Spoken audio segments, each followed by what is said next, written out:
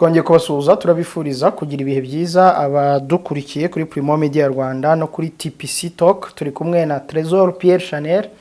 Trésor na mahoro. Ndashima Imana. Yego nawe nizere kuri amahoro. Ya nanjye ndamahoro. Nizere ko mu buzima busanzwe gihanganye nabyo.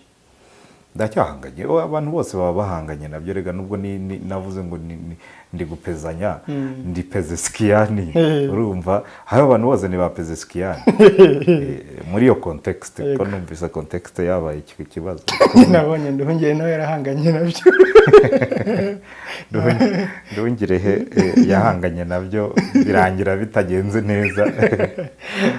Ariko ntiyangana kumeza inshingano ze. Kandi akomeza ahangane nabyo n'ubundi. Kimwe mu bintu ngiye nifuzaga ko biba hariya hari nka reconciliation iri niba ari accrochage y'umuntu mukuru buriya abivuzeho bishobora gutuma iyo accrochage irushaho kuba mbi.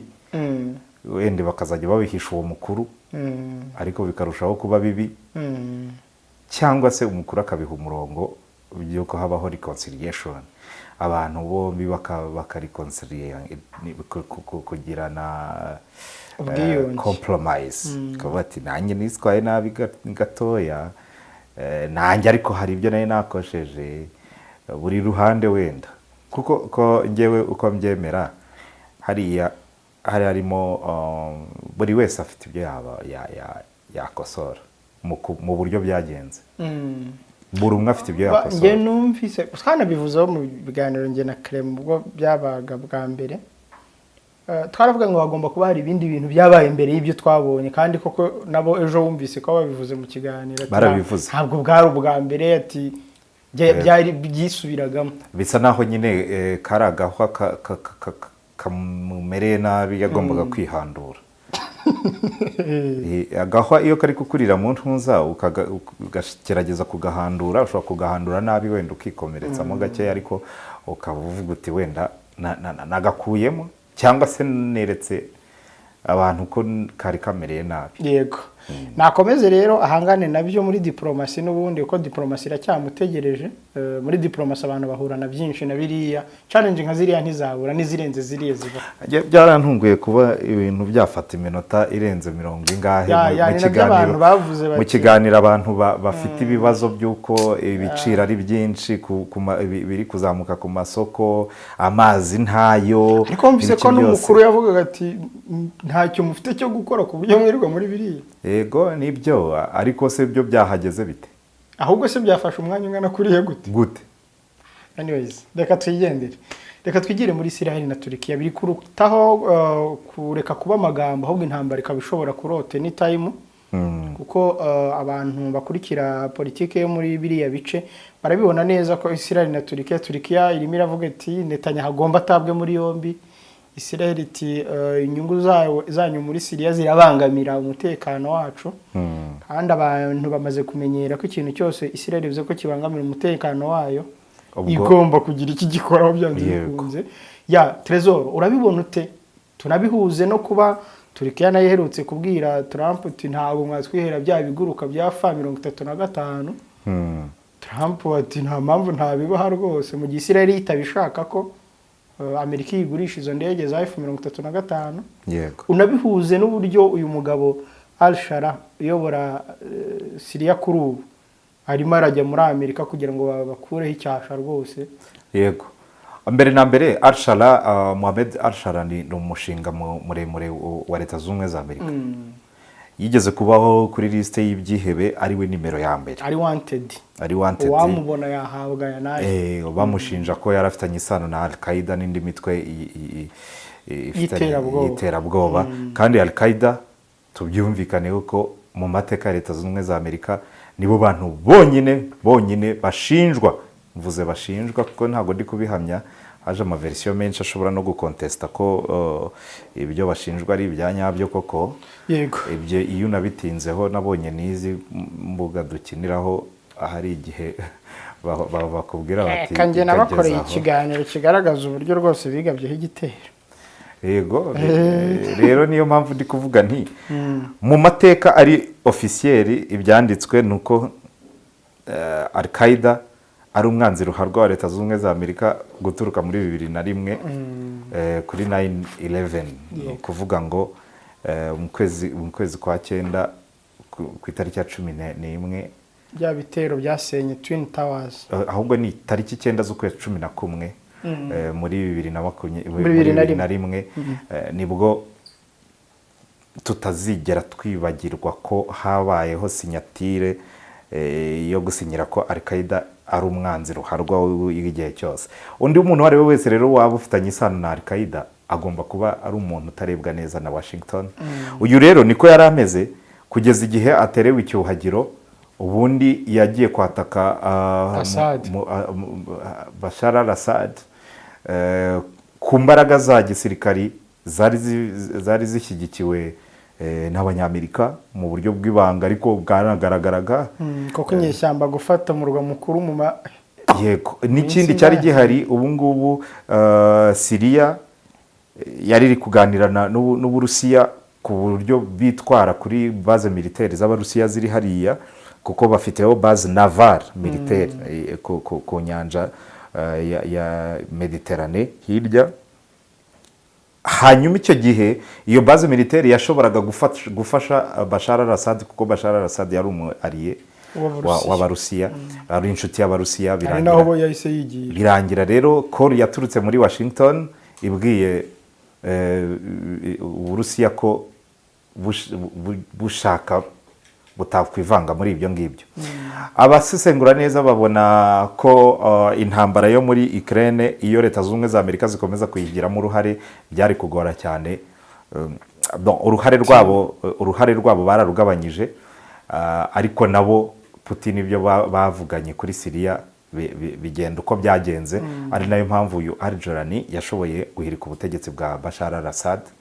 Hakazamo rero uhereye kuri ibyo ngibyo hazamo ikintu cya rapprochement hagati ya Leta Zunze Ubumwe za Amerika n'ubutegetsi bwa Al-Jolani cyangwa se Al-Shala, kuko mbere yaje yitwa ukuntu, birangira nyuma y'icyuhagiro avuye muri bya bishura n'ibiremba bambara bya kiyisilamu atangiye kwambara na wood costume n'ibyo byose, n'icyanwa yakigabanyijemo gato, ubona yuko ashaka kwambarasinga isura nshya y'abanyapolitike. Kuva icyo gihe ntabwo byavuzweho cyane, ariko Israel yo yakomeje gukora ibitero muri Syria yabohowe. Syria yari irimo abantu benshi, irimo abakurde, ariko abakurde nyine urumva bari ku ruhande ni nk'akaboko kandi ka Leta Zunze Ubumwe za Amerika gakora igihe bashakiye, kimwe no muri Iraq. Yego. Hari byahindutse kubera ko hari hariho imitwe yafashaga leta, hari harimo na Turukiya itera inkunga imitwe imwe n'imwe yarwaniraga muri Syria. Ariko ubu ngubu ibintu bimaze nko gucayuka. Leta ya Turukiya nayo mu rwego rwo kwirinda, hari ibirindiro ndetse n'imbaraga zabo zikiri muri Syria. Mu minsi yashize habayeho igitero rero cya Israel kibasiriye agace kari mu birometero 70 uvuye ku mupaka wa Turukiya. Baragashengabaza bihambaye ku buryo abanyaturukiya barababaye, kubera ko byari inyungu z'abanyaturukiya kuba bafite base militaire aho ngaho. Ibyo rero byerekana yuko Israel yanakoze declaration ivuga yuko itifuza na gatoya ko ibikorwa bya gisirikare by'abanyaturukiya biri muri Syria byatera n'indi ntambwe imwe bigana mu majyepfo, kuko ngo byamenasa umutekano wa Israel. Ni naho wahereye uri kuvuga ati buri kintu cyose kivuze ko ari menace kuri Israel, ubwo bahita bagikura mu nzira cyangwa se bakagerageza kugica intege. Urumva ibyo rero byarakaje Turukiya, n'ubusanzwe ari ifite gahunda yo gukurikirana Benjamin Netanyahu mu nkiko zabo, nubwo batajya kumuzana ngo bamuburanishe, ariko urukiko rwabo rwamukurikiranagaho jenoside yakozwe yaba muri Gaza. Bwa bwato bwarashwe, yego, bwari buzanye imfashanyo. Bo berekana ko muri iyo jenoside baradetaya cyane, bakavuga bati iyo umuntu aburijemo imfashanyo zari zigiye gufasha abantu bari mu kaga, bari gupfa, nacyo ni icyaha gikomeza jenoside. Urumva ibyo rero kuri Benjamin Netanyahu abategetsi ubu ngubu akenshi iyo umuvuzeho ahita avuga ati ubwo ni politike y'igihugu cyanjye, ubwo uri kurwanya igihugu, ubwo bihita bihinduka nabyo indi menace kuri Israel. Urumva ariko urukiko rwa Istanbul rwakurikiranye ubu ngubu rwanembeje yuko ruramutse rubishoboye rwata muri yombi Netanyahu. Urumva ni nko kuvuga ngo Netanyahu ni persona non grata muri Turkiya, bijya kugira inyito imwe, kuko aramutse ahagize byaba ari byiza. Uburiya nabe na persona non grata baravuga ati ntiwemerewe kugera hano, ariko ibyo bagukurikiranye biba bivuze yuko uhageze twagufunga. Urumva icyo rero ni ikintu gikomeye, ababigerageje bose kubivugaho bigira ingaruka bigendana nabyo, yaba South Africa, yaba Karim Khan, abantu bose babivuzeho. Karim Khan tubibutse ko yari umushinjacyaha mu rukiko rw'Irahe ICC. Ibyo rero biratuzana muri confrontation itangiye kurenga amagambo ikajya mu gisa n'intambara itutumba, nubwo bwose kugeza iki gihe nta confrontation iri direct hagati ya Turkiya na Israel. Ariko no kubera iki bikomeye, impamvu bikomeye nuko Turkiya irimo iragerageza kwiyempoza nk'igihugu gikomeye muri kara gace kegereye uburasirazuba bwo hagati, uretse ko icyo gifite na indi atu yo kwa gikora no kuburayi, kiba mu Burayi no muri Aziya à la fois. Rero bigiha leverage, ndetse ugendeye no ku mateka yabyo twabigarukaho gatoya, yahoze ari Empire Ottomane.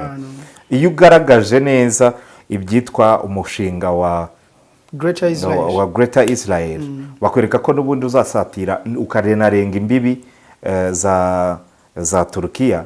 Bivuze ngo iyo umvuze ko muri gahunda zawe harimo n'ubutaka bwanjye, ni menace itari direct ariko ni menace iri seriye. Ku bantu rero bafite n'icyo kintu cyo kwihagararaho nk'ubwami bwahoze ari ubwa Ottomani, ntabwo ibyo ngibyo babifata nk'akantu koroshye. Niyo mpamvu nabo biteguye gukumira ibintu hakiri kare.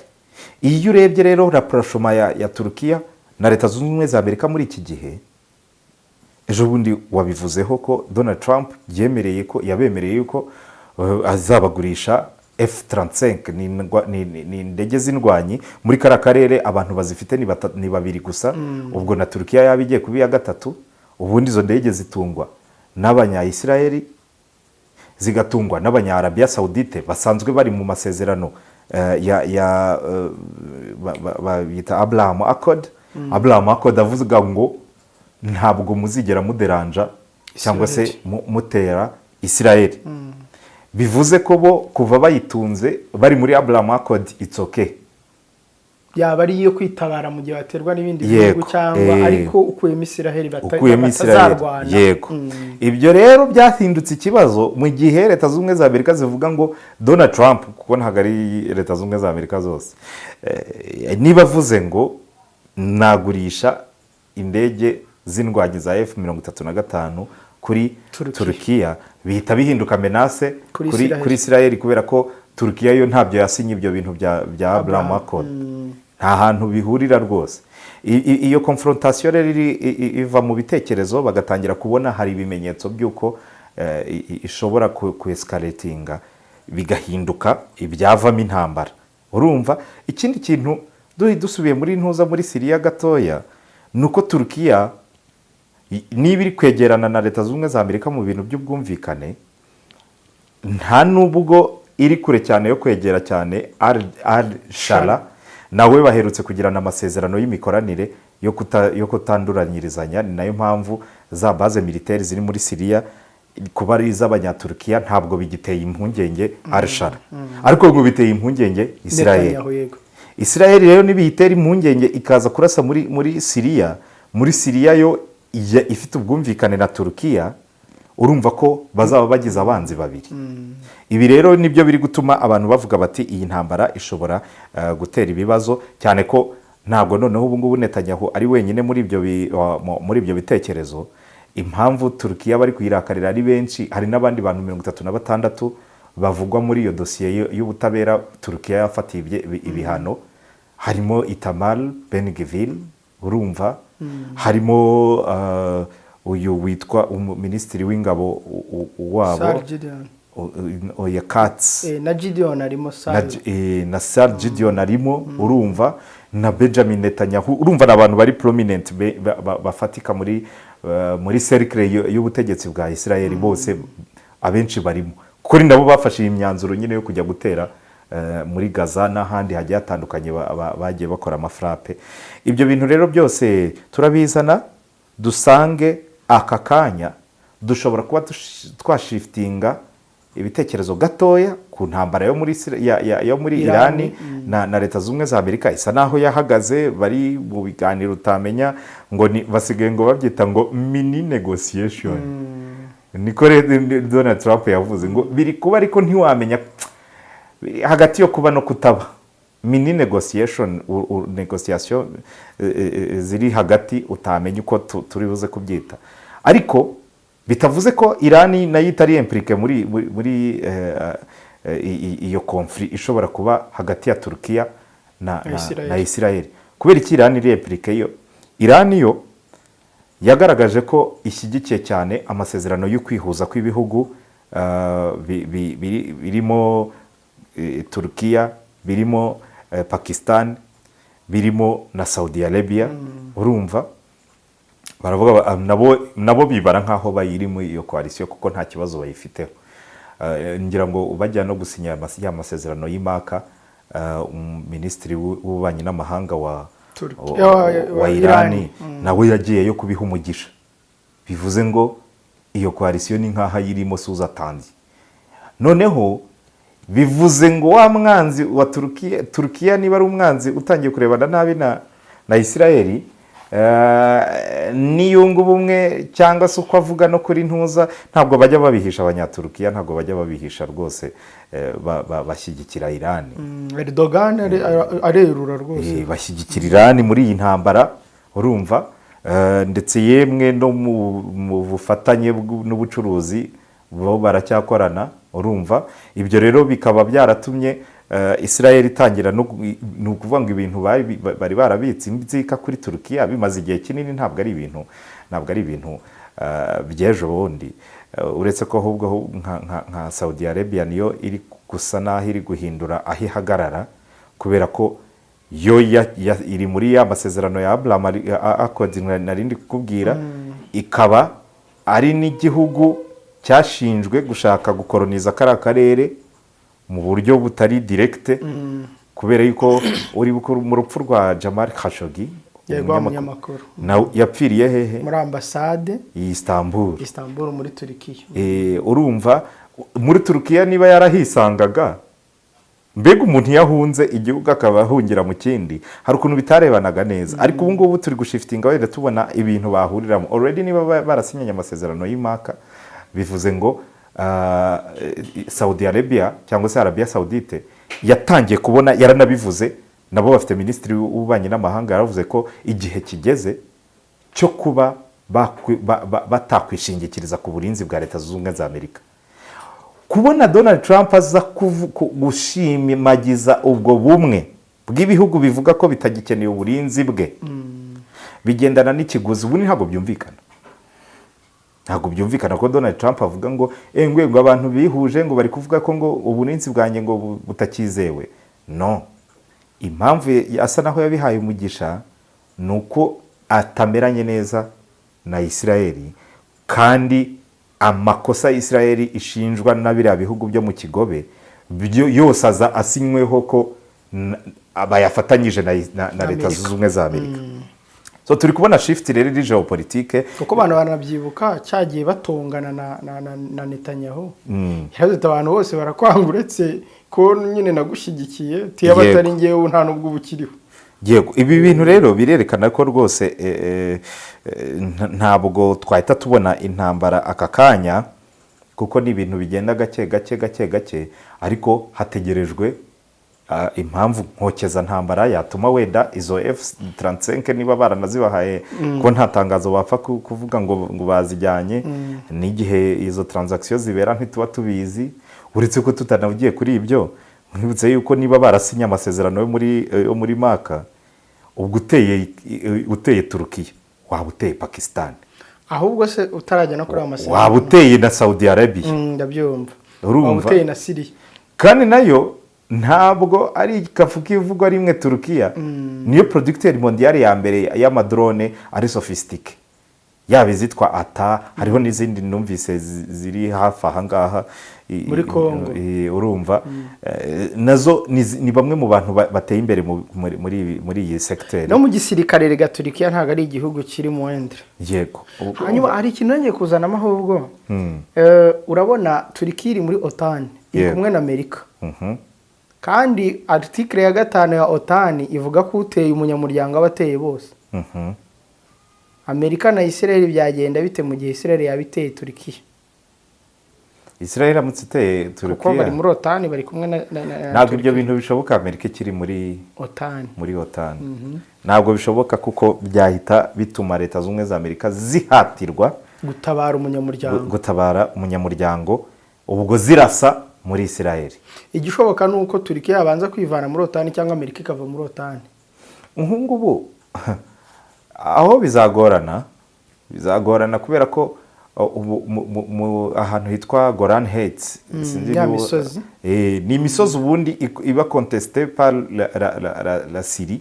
Syria ivuga ko ari ahayo, ariko ubu barahasiyeje abanya-Israel nyine barahafashe bugwate, nkuko nyine nababwiye ibyo bintu by'umushinga wa Greater Israel, aho bafashe ntibarekura. No muri Libani barabivuze ko ahantu hitwa Bonfort, Chateau de Bonfort, ntibazigera bahava, urumva, ariko bigeze kuhafata n'ubundi barahava, ariko ubu ngubu baravuze ngo for good ntabwo bazongera kuhava, urumva. Ibyo bintu rero impamvu nzanye muri Golan Heights, hariyo stati ya Donald Trump bamushimiye ko yabafashije kuhafata. Mbibutse ko ari nabo wabahaye uburenganzira cyangwa se umugisha wo gufata navuga icyicaro gikuru cyangwa se umurwa mukuru, bakawuvana Tel Aviv bakawuzana muri West Bank, ahantu hafatwaga nk'ikizira kubera ko ni ikimenyetso cy'uko muhambuye Palestine, hano muri Palestine, urumva. Noneho uyu munsi nabonye amashusho, sinzi niba wabibonye, uyu mugabo turi kuvuga ngo Ben Gvir Itamar ari muri Leta Zunze Ubumwe za Amerika. nawe hariya Sharawe yarariyo, nawe yarariyo Sharawa Syria. Yego, urumva, ntabwo nzi niba ari coincidence, ariko muri politike nabonye nta coincidence ibayo, urumva. Ariko mu mihanda y'i New York yahuye n'abaprotesters benshi, ntabwo bari benshi cyane, ariko nyine abantu baje bamubwira bamusakuriza, baravuga ati uzibukwa mu mateka nk'umwicanyi w'umunazi, urumva. Palestine zigenga izabaho, kandi muve muri Gaza mujyane ubwo bugome bwanyu hirya. Ni ibintu, iyi ntambara already yarangije kuba iyi si. Hari igitabo nabonye cyitwa la troisième guerre n'aura pas lieu. Intambara ya gatatu y'isi ntabwo izabaho. Impamvu itazabaho nuko intambara zisigaye ziza ziri sophistique ku buryo kugira ngo uvuge ngo okay ngiratangiye ngo ibaye y'isi, ariko ubu se ni gute intambara y'isi itahari? Nkunda kuvuga ko ahubwo yatangiye za 2008 ubwo Moscow yageragezaga bira bintu bya George.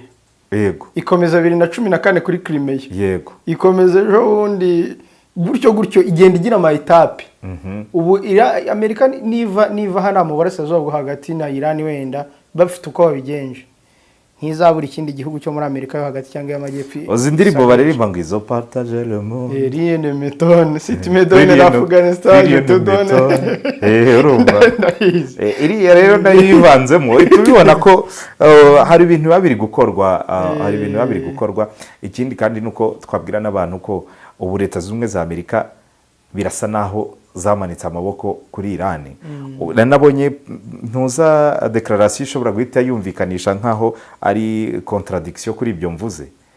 Kuri Truth Social ya Donald Trump yanditse ubutumwa avuga ngo Leta Zunze Ubumwe za Amerika zaratsinze, aho zagiye hose na gahunda zazo zose ubu bimeze neza, urumva ati n'ikimenyimenyi n'intambara ya Iran twarayitsinze. Ni nko kubwira abademokrate nibo bari kwegeranya amaraporo agaragaza failures zose za Donald Trump, kandi tubibutsa yuko hari kubura iminsi 70 n'ingahe, ni nk'amezi n'abiri atagera kugira ngo habeho amatora midterm elections mu kwa 11. Ni ukuvuga ngo rero amashyaka aba yatangiye intambara y'ibimenyetso, intambara yo gusebanya kugira ngo barandagazanya as long as hari facts. Urumva ibyo rero Trump yabishyizeho, ariko ngewe nkabibonamo ubundi butumwa bwo kuvuga ngo ibyo munsaba bindi mbega twakoze ibyo twagombaga gukora, ndi kurwana n'inyito tubyita ko twatsinze.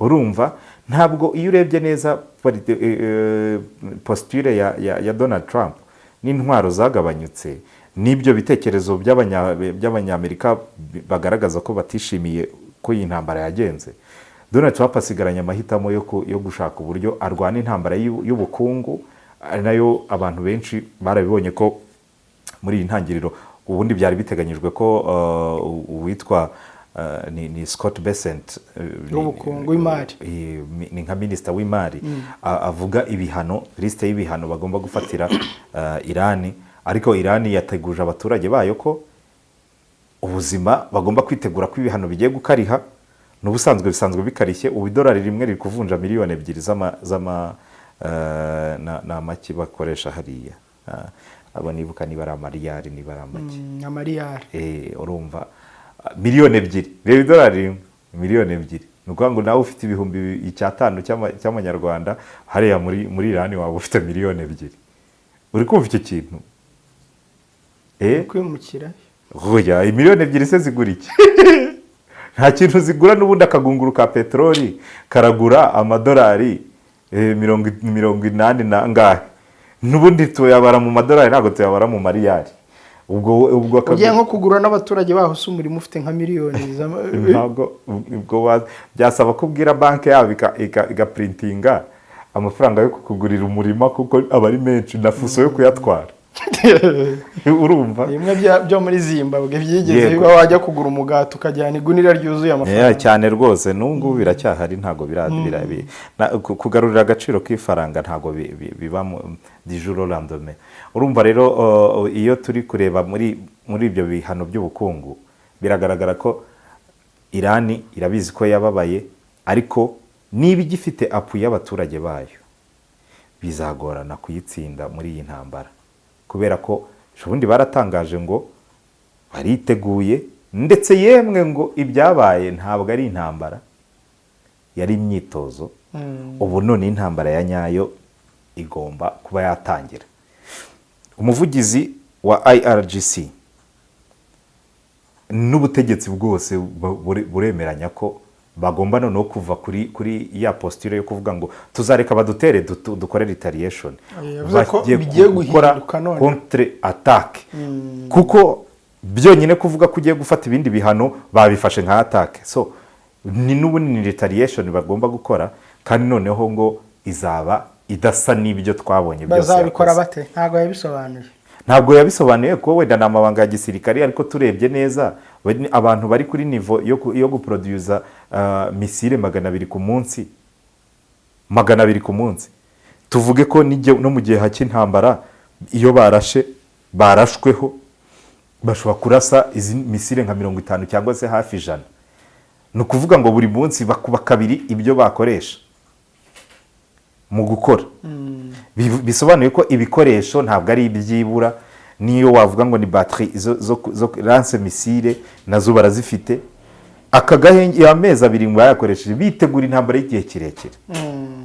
Kandi Donald Trump niba adashaka ko ntuza manda ye irangira nabi, ashobora kuvuga ati ibi bintu reka bitazajya muri records zanjye.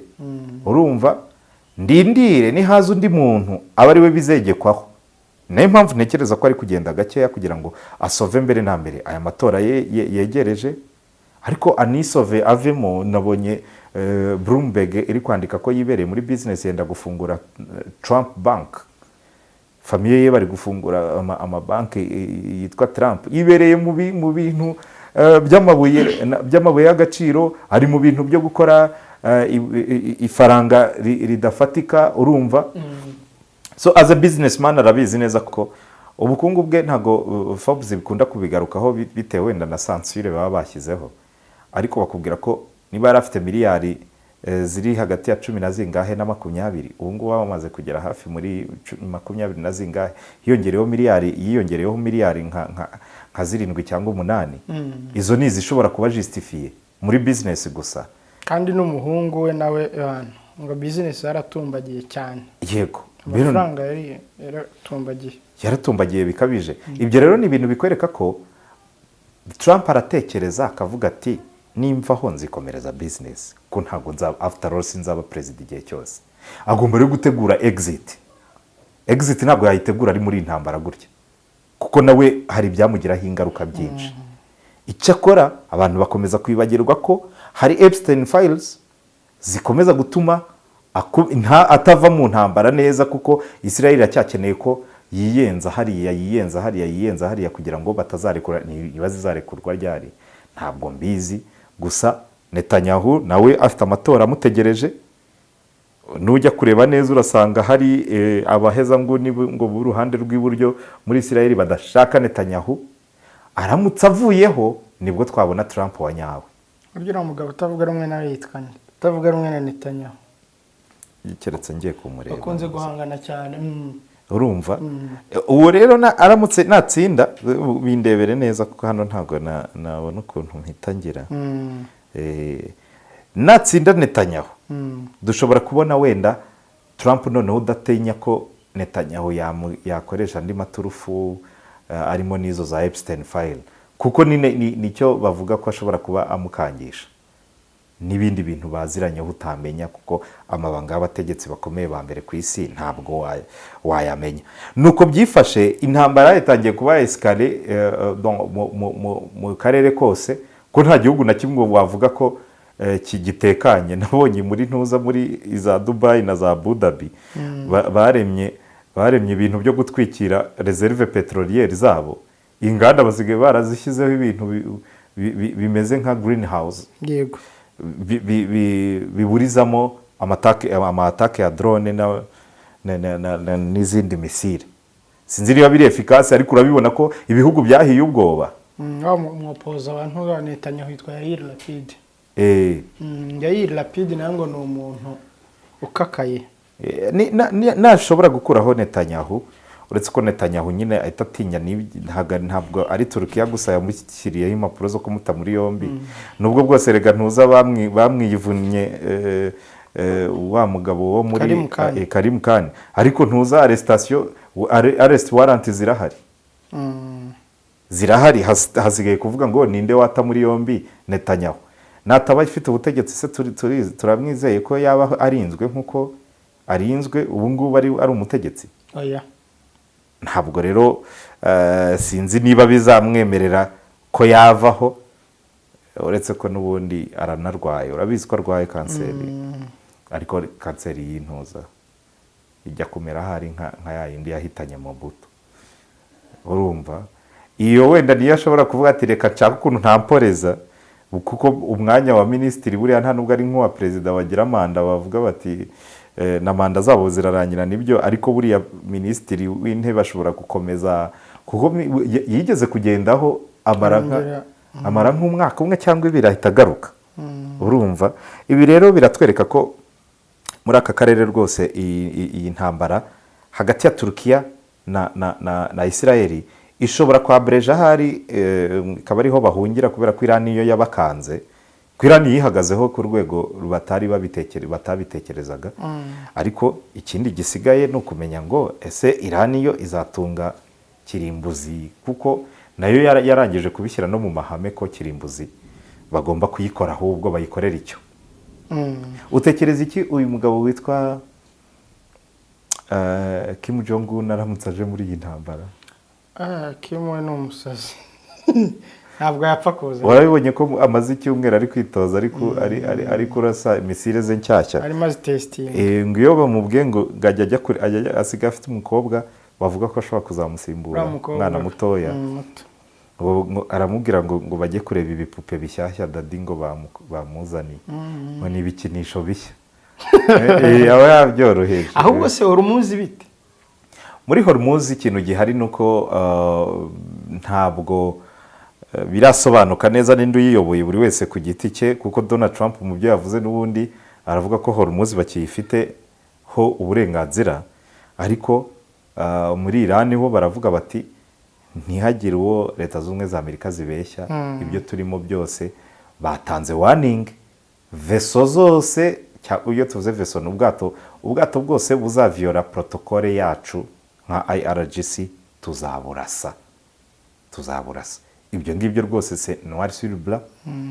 ariko nanone urareba kavuga ati nabo baravuga, ariko wajya kureba ugasanga hari ubwato bwanyuzemo, nabo ubwabo bwanyuramo abanyamerika bakaburasa. urumva hakenewe ko haboneka amasezerano. Ikibazo nuko Iran none itanabishaka. Iran ntabwo ishaka amasezerano, kuko iyo umuntu akubwiye ngo tuziyaranja dusasinya n'amasezerano n'undi muntu utari Trump, tuzamutinza mpaka uhita ubibona ko uwo muntu nta masezerano ashaka. rero sinzi ikintu kizavamo wenda muri iyi minsi, niba Leta Zunze Ubumwe za Amerika zizakora frappe, kuko ubu ngubu nyine abantu bikuye mu masezerano bagombaga gusinya kuri 17 z'uku kwezi. urumva ubu ngubu nta ntambara ihari, ariko nta n'amahoro ahari. icyo rero ni ikintu cyo mu kirere tukomeza kurebesha gutya, ariko kiri fragile, anytime dushobora kumva bongeye gusubiranamo. ariko Trump ngo yagerageje, ngo yari ari kubwira abantu ngo bakoreshe cya kirimbuzi ngo nka kimwe, baramubwira ati oya Trump. iyo proposal yayitanze inshuro 3. amaze gutanga proposal inshuro 3, ba Witkoff bamubwira ati oya uramenye. none se igihe bazaryuka bumva ari amahirwe nuko Code ataba ari we wenyine uzifite zose. niwe zose uzi agakapu agendana kitwa nuclear football, niwe ubu zifite zose, niwe ugifite. ubundi hariya uretse nka kora imwe avugana n'abajenerali ngo akababaza ngo cible yacu iri hehe, ahafi tugifite nihe. urumva we niwe waactive muri iriya nuclear football. irimo agafunguzo tufungura akaactivating Code. urumva ibyo rero nta muntu ariko urayifungura ngo agiye kuactivating, nubwo bwose bayigendana. aho two duprotokole genda dukunda bahora bayibungana, wagira ngo baragikenera, ariko uzi guhora ubungana ikintu uzi ko utazakenera. ni ibibazo. Trezo, ubu ntitwasoreza aha? twasoreza aha ngaha muri makeya twabwira abantu ko muri Hormuz ibintu biracyari mu rujijo. Abanya-Iran rwose barimo baravuga ko by'ibihano ngo bazabafatira ngo ni nka movie barebye, ngo ni filime ishaje umuntu yongera kureba. ni nko kuvuga ngo ibyo mwadufatiye se byo byadutwaye iki? ni ugukora ubusa. Leta Zunze Ubumwe za Amerika rero ziri nubwo bwose njya mbivuga bakavuga ngo wafashe uruhande, ariko ngewe j'examine les faits nkabona Leta Zunze Ubumwe za Amerika twari twiteze nyuma yo gukura muri Venezuela bagakuraho ubutegetsi mu masegonda 5, nagira ngo no muri Iran nuko bizagenda, none tugeze mu mezi 6-7. ariko buri igihugu kigeze kuba empire kiba kikifitemo n'ako kantu, uretse ko na nyuma y'irampindura amatwara muri 79 abanya-Iran barisuganyije mu buryo bushobora kubera isurugero. Yego, barisuganyije ku buryo buri muturage yiyumvamo igihugu. iyo ugize ibyago ugatera igihugu abaturage bakiyumvamo, ni wowe bonera isomo. mu magambo makeya rero ubwo turi kuvuga ibya Iran, ariko tumenye neza ko iyi ntambara ishobora kuba yararangije kuba iya 3 y'isi, nihinjiramo Turkiya ntago mbaca gutekereza ibintu byabaho. ndetse Turukiya iramutse yinjiyemo igafashwa na ba bambari basinyanye amasezerano harimo n'abafite nuke, iyo uvuze nuke ubwo ni nuclear weapon nka Pakistan, hakazamo na Saudi Arabia nayo ifite za ndege tuvuga nyine zikomeye. Saudi Arabia niwe mukiriya wa mbere wa Leta Zunze za Amerika nyuma ya Israeli, ko Israeli haba harimo n'iby'impano. Abonye ngo ingengo y'imari ya Leta Zunze za Amerika harimo percentage itari munsi y'10 ijya muri Israeli. Ni nka Israeli nawo wabonye abantu banze kujya mu munsi wo kwibohora bavuga ngo ntago twakwizihiza umunsi wo kwibohora kwa Leta Zunze za Amerika kandi ikiboshywe na Israeli. Bo nuko tubyanzuye, turindire turebe uko iyi escalation hagati ya Turkiya na Israeli biri bugende. Ese biramutse bibaye twabona amakipe yahe, ni bande bajya kuri uru ruhande, ni bande bajya kuri uru ruhande, kwa kundi kwa za triple entente na triple alliance. Nuko bimeze. Reka ngushimire cyane Trésor, dushimira abari badukurikiye. Nanjye ndagushimiye, tubifurize kugira umunsi mwiza.